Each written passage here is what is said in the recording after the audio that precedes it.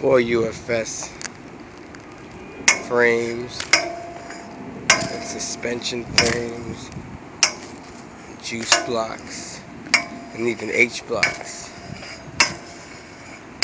Before we were international, before we were even in the X Games, rollerblading started in the streets. There was no cameras. There was no awards. There was no money.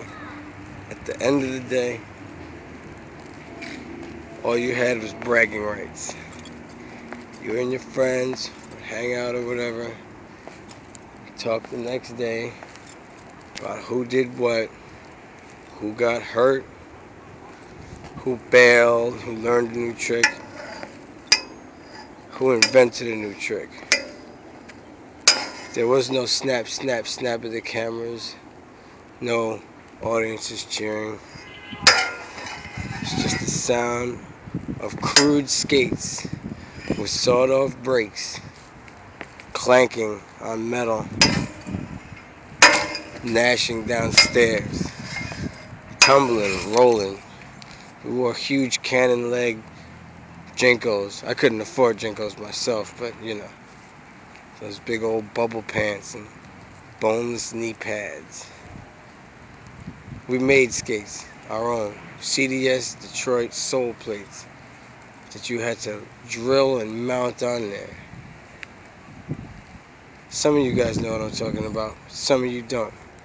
Now that doesn't take anything away from the younger generation, because as cliche as it may sound, you guys are the future.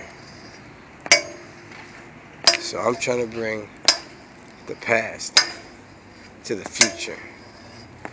This is where I came up skating. Steep rails.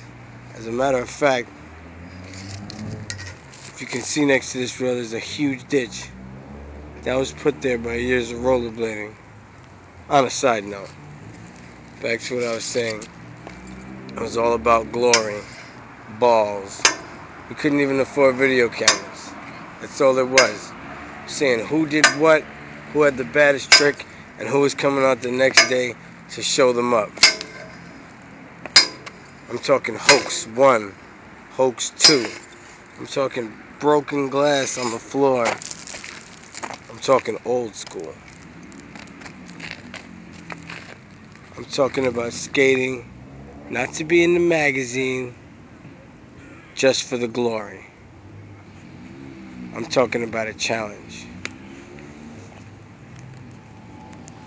Are you ready for Thunder Munkey's challenge? By the way, this is the warm-up spot. Bring the first aid kit.